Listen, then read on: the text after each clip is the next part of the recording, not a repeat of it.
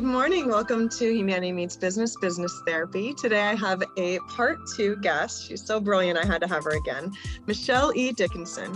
She's a well-being strategist and passionate mental health advocate. She's also a TEDx speaker and a published author of a memoir entitled Breaking Into My Life.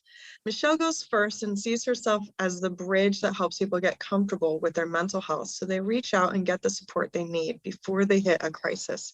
She makes it okay to not be okay and thrives on making a real difference in the lives of others, especially around their well-being. So Michelle, thank you so much for coming on the show again and sharing, so much of your knowledge and experience. And I know today we were really like, what's going on? What are you seeing most? And you had just an excellent topic. So why don't we just kind of dive right in? Awesome. And thank you again for having me back on. It's lovely to get to chat with you again. And I thank you for caring about this topic. It's so important right now. Absolutely. So you were saying in our kind of pre-talk that what you're really noticing is that employers are basically kind of like with their head in the sand a little bit, right? They're almost taking things like, how you doing? Good. Okay. Yeah. and you were kind of saying you're noticing this is a bit of a problem.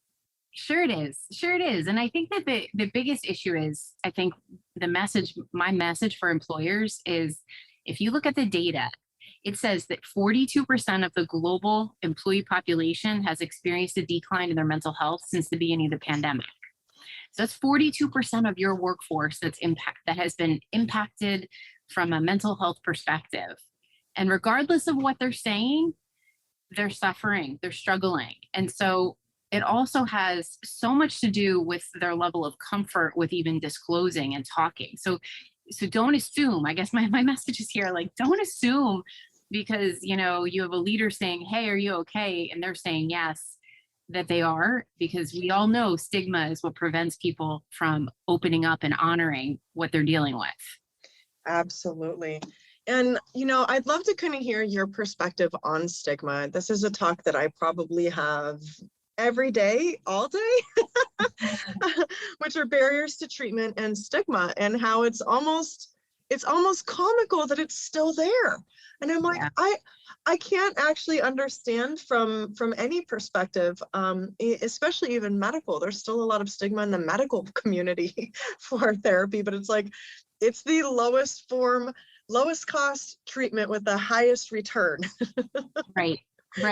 It's a low investment with a high return because you actually have someone that's monitoring everything. I mean, I'm asking people, are you taking your meds? How's that diet going? Are we exercising? And not because I'm a nutritionist, personal trainer, or a doctor, but I monitor all those things. And I keep people, in alignment with themselves of like, hey, that's something you need to talk to your doctor about. Hey, that's something that needs to happen here. So not only is it for mental health, but it's for all health. Right. Oh, so true. So true. I mean, and I think as a population, we tend to be so busy and we're not making those little important, actionable well-being things that we can be doing in our day-to-day a priority. Everything else comes before that. And then if there's time, I'll take care of myself. And I think my biggest message when I'm talking to people, when I'm teaching resiliency, is there are small things that you can do every single day to preserve your well-being. So, if you incorporate them, then you're going to be in a much better position to combat what is inevitable, and that's stress of the day-to-day routine. Mm-hmm. So for leaders, kind of staying on topic a little bit there, we will go into some of those tips and tricks in a little bit. But for our leaders, they don't know what they don't know, right? And if people aren't willing to tell for stigma reasons, and there's lots of different reasons for that, and it depends on the profession you're in. Right. But not being able to admit or be honest about your mental health can have significant severe consequences, up to and including suicide. We all know that. Absolutely. Absolutely. Yeah. But it's our workplace as adults is where we spend a large majority of our time. Absolutely. And leaders that have emotional intelligence training or that don't and want to know a little bit more, what would you suggest someone does? Like, if you can, we all have those sixth sense, we can look at someone and be like, are you okay? Right. And even when they say, yeah, it's not your job as an employer to poke and pry and be inappropriate, but at the same time, it's like, when you know, Yes. what would Yes. you suggest like happens next? So here's the thing. I get this all the time. I do a free leader program every Friday, and I meet amazing leaders from around the country just wanting to talk about how do I support my people, right? The reality is there's so many pieces that come into play. Your culture, the rapport between your leader and the employee, right? If there's no trust there, if there is no rapport there, they are not going to feel comfortable disclosing to their boss no matter what, no matter how bad it is. So I think it behooves all of us to be cultivating a trusting rapport, because the reality is how prevalent mental health challenges are, especially now. So when I talk to leaders, one of the things I say to them is, don't look away and don't assume someone at home is going to look after that person. You could be the only person that connects with them. And you don't have to wear the hat of a clinician to engage in a caring, compassionate conversation, right? Like, people think, oh my gosh, I don't know how to fix it, so therefore I'm uncomfortable about it, so I'm not going to engage in a conversation, when really you can simply just acknowledge a shift in behavior and just offer up, is there anything we can do to support you, meaning you as a leader and your company, to support you during this time, and allow them to be where they are, and not probe or offer up suggestions on treatment because of what you've experienced. That's the last thing you want to do. And I think that's where we get into the trepidation of, oh my goodness, I'm going to say the wrong thing, there's going to be all kinds of legal ramifications. Like, no, just listen and connect the person to support that is already available, and give them your heart and be compassionate. So it's almost like, let's just go back to being, go back to our humanity, go back to like who we are as human beings before we are leader, employee, employee number 1, employee number 5. Like, go back to our hearts, go back to having compassion for another human being that you think might be struggling. And that could make a world of difference. So that's, those are the two biggest things, is be cultivating that trust day in and day out, and be courageous enough to acknowledge if you notice a shift in behavior, and don't manage it from a performance perspective, because that's only going to exacerbate the circumstance. Elaborate on that a little bit. The performance piece? Yeah, this happens a lot. And, it's so interesting. We still have such a stigma and an ignorance around mental health. And even though, one of the things that I talk about in my free program on Fridays is, just because a leader has had emotional intelligence training does not mean that they have a healthy relationship to mental health themselves. And I cannot reiterate that enough, because if you are not comfortable talking about mental health, there is no way that you're going to feel comfortable engaging in a conversation with a direct report about their well-being. Woo, that's a mic drop. So seriously, like, check your perspective, check your biases around and your own relationship to mental health. So don't assume that your leaders who are EI trained are comfortable and confident in engaging conversations around that. And it's those leaders that are not having a healthy rapport with their own relationship who are managing from a performance perspective because it's safe.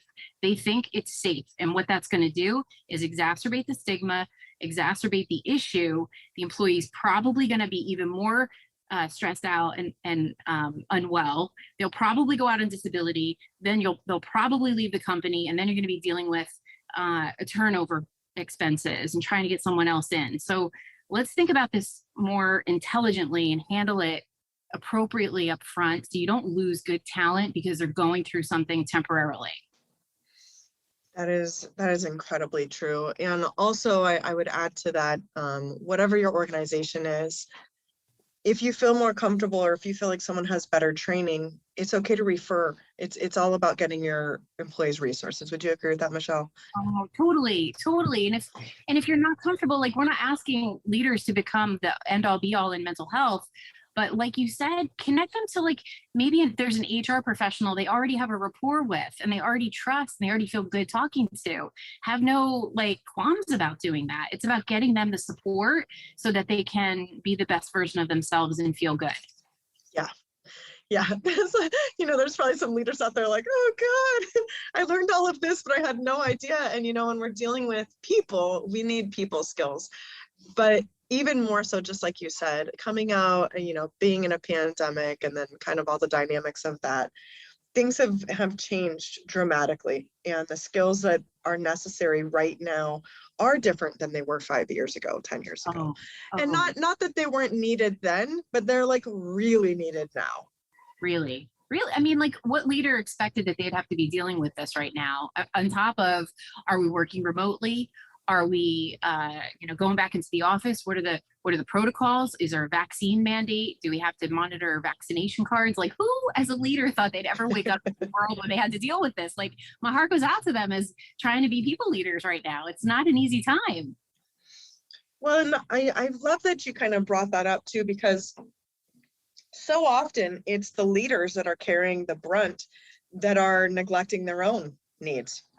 Right. So we're saying like, hey, I want you to be aware and open up some awareness for others, but also you didn't expect this. You didn't ask for this. You're not prepared or trained for what's next, and making sure that you get support too. And actually, sometimes that's the best way.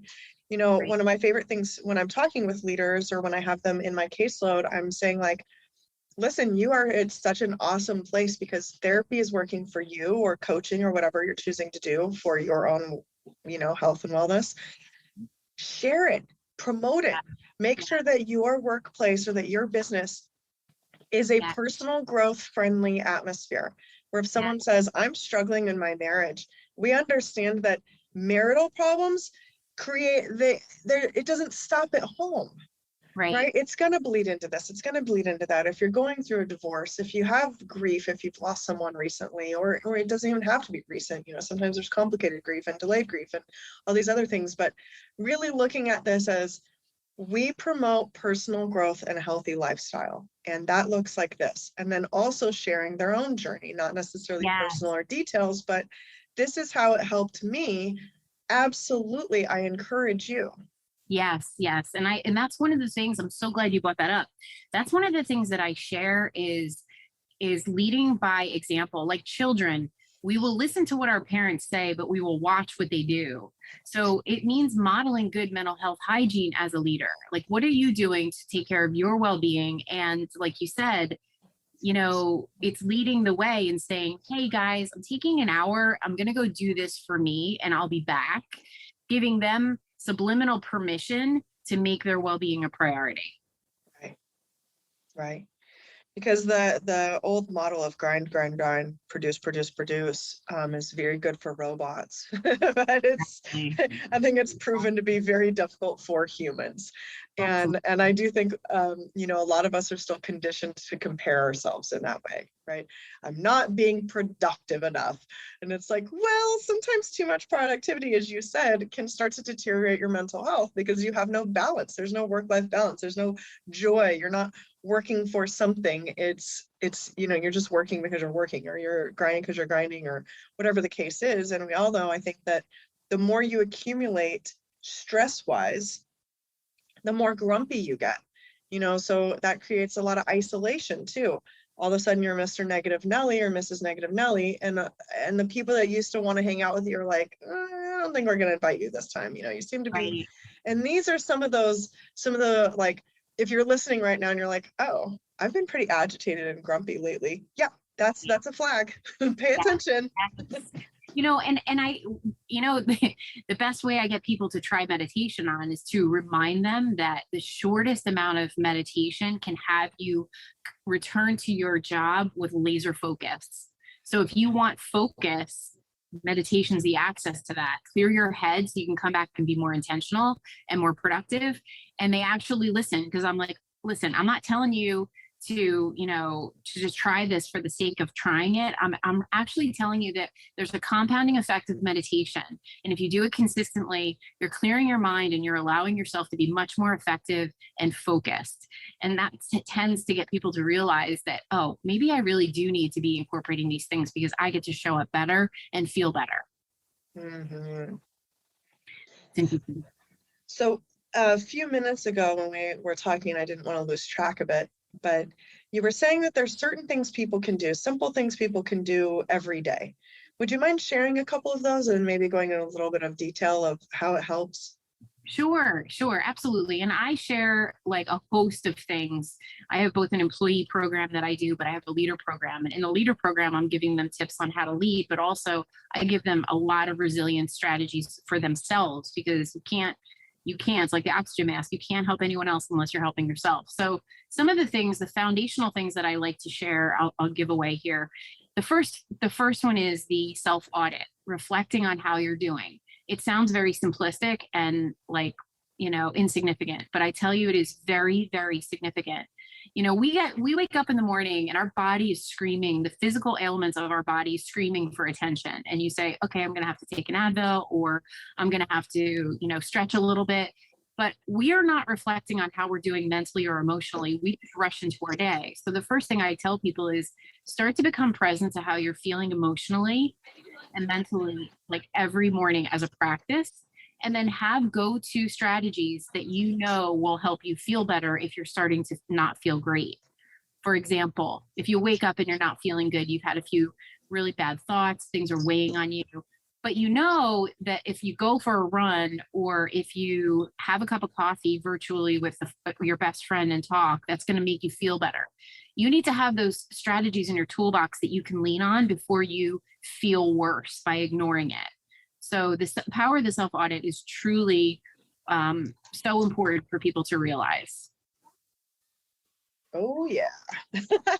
So I'm kind of curious, a little side note before you share another awesome thing. What's your morning self-reflect look like? Goodness. Yeah, like I at one point I was doing the Hal Elrod Miracle Morning routine, which is the savers, which is like silence, affirmation, visualization, reading, exercise, and meditation. Well, the silence is the meditation.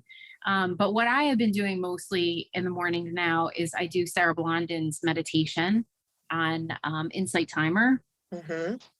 Because just a few minutes of meditation before I start my day really does clear my head and get me connected to my why, right? Every day I want to be connected to, why am I going to work to do the things I do? And that really does help center me and focus me. I love it. And so when you're sharing that, your morning routine may evolve, but getting a morning routine, start there and then see it, right? I love Insight Timer, by the way. I use Insight Timer every day. You know what it is? It's something for you before you do something for everyone else. Like if you're a mom, you're going to be pulled to your children. You're going to be pulled to your partner. You're going to be pulled to your job. Take the extra half hour. If you got to get up early, take that half an hour for you. Do something for you. It's not just if there's time. It's like, make it your priority that you're going to nourish you before you nourish everyone else. I love that. Thank you for sharing. What else do you got?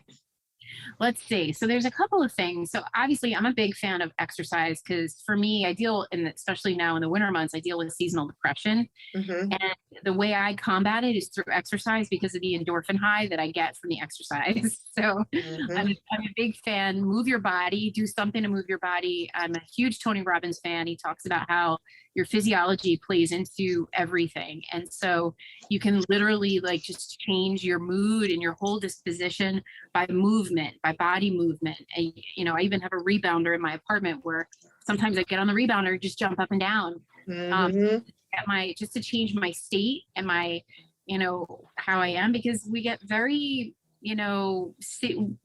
most of us are in a seated position all day long. It's very tight. It's like, it makes you very groggy.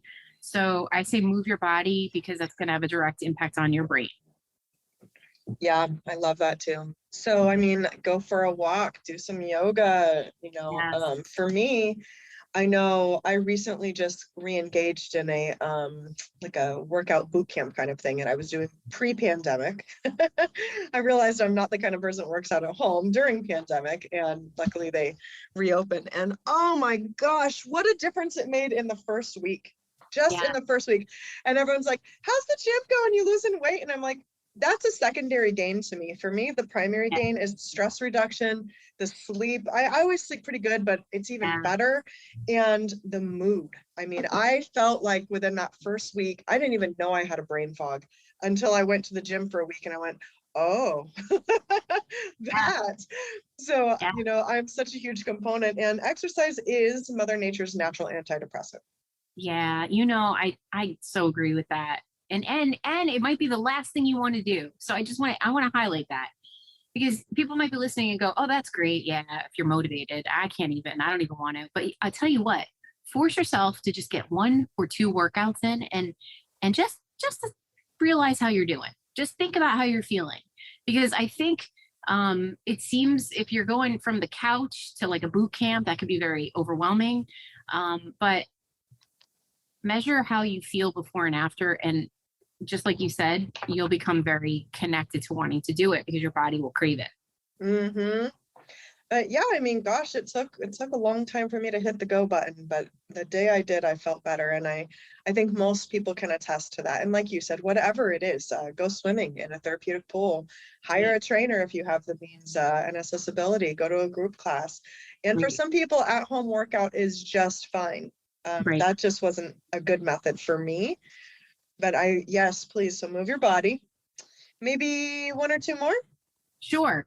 Well, let's go back and talk about sleep because you mentioned sleep, and people underestimate the power of a good night's sleep and helping us and helping our brain stay balanced. So I would say making sure you're getting good quality sleep. So what is your sleep hygiene? What is your routine? Are you bringing work into the bedroom? Are you watching television late at night? Are you on your phone all night long? These are all things that can interrupt the quality of your sleep. So I say turn off your electronics or get the blue glasses so that you can start to plane down in the evening. Make sure the temperature in your room is a good temperature. And I even say little things like change your bedding, get really cozy pajamas if you're a woman. Those are little things that can really help you feel more comfortable and get a better quality of sleep. And be consistent with your sleep. Try to go to bed consistently at the same time and get up at the same time so that you're getting adequate sleep. And that will make a lot of difference, including like you said, like the workout. The quality of your sleep when you're working out regularly is amazing. So make sure that you're looking at what is the quality of your sleep and doing what you need to make sure you're getting good quality sleep. Yeah, and I mean, sleep hygiene, you said that. That may be a new term for some people listening. So basically, that's just what's your routine, right? Well, it's your routine. It is your routine. It's the conditions in your room.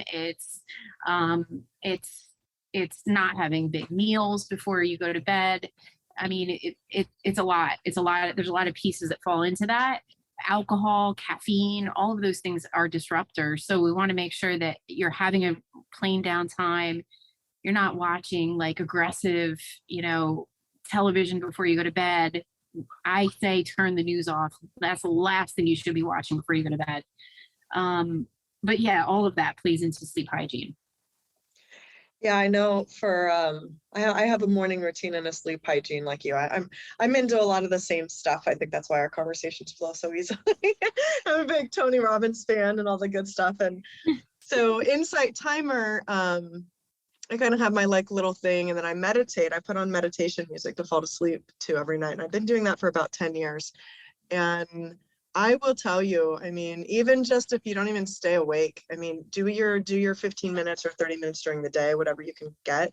But at nighttime, just shutting down and completely relaxing going into that, it's a game changer too. I mean, if you really want to talk about some really nice sleep, do it with there's certain megahertz. You can find all sorts that are good for different brainwave activity. Awesome stuff out there, and so many resources for free. And that's, I love that you're mentioning the meditation before sleep because people who say to me, Michelle, I like your idea of meditation, but my mind's too busy and there's no way I can do it. And I tried it and it doesn't work. I invite them to try a nighttime meditation because it's going to help them relax and then they're going to start to become familiar with it. So if you've tried meditation and you feel frustrated that you can't do it right, by the way, there's no way of doing it wrong. If you're doing anything, you're doing it, you're doing something. Try a nighttime meditation, try it on that way and see if it helps you, like you just said, improve the quality of your sleep like it's helped you. Mm-hmm.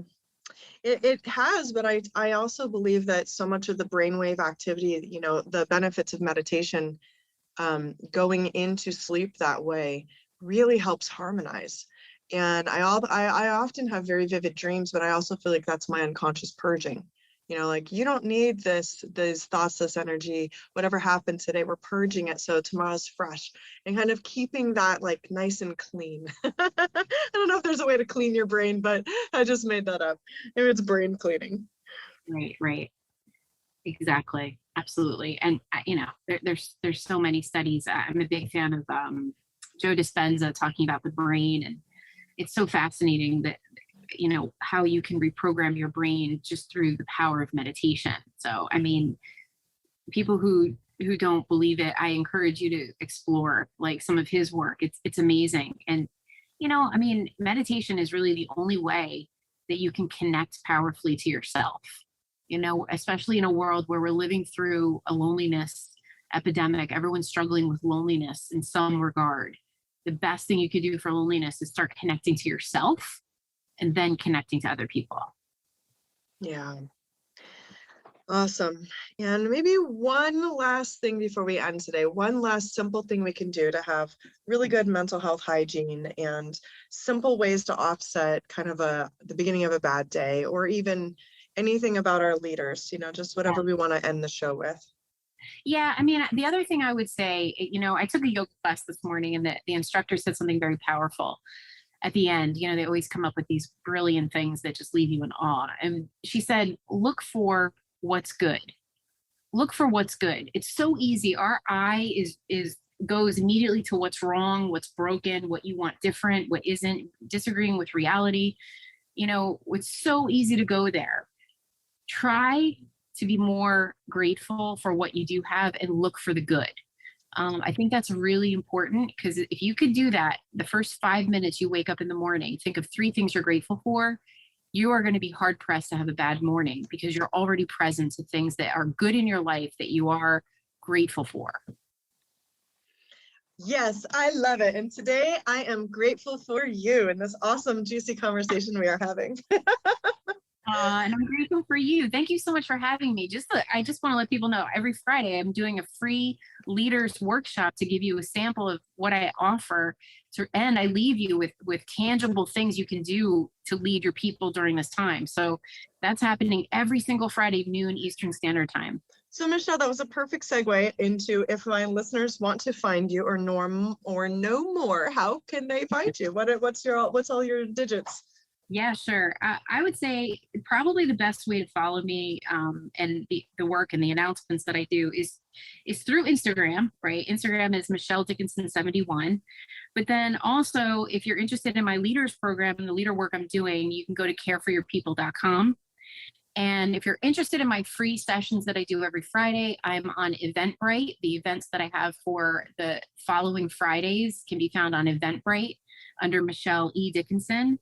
And then I also have a mental health series called Michelle's Conversations That Matter on YouTube, where I interview people about mental health, different topics. So you can follow me there too. I love it. I love it. I love it. So thank you again. Fabulous conversation, really deep, rich stuff. And if you're listening today, I hope this was really helpful for you. Starting with the basics and getting a solid foundation is basically where we all need to start. If you don't have a solid foundation, it's really hard to build. So start there. You know where to find Michelle. Again, thanks for having you. This has been Humanity Meets Business, Business Therapy with Christine Salvo, licensed marriage and family therapist, advanced certified mediator, and master NLP and hypnosis practitioner. Thank you so much and have a wonderful day.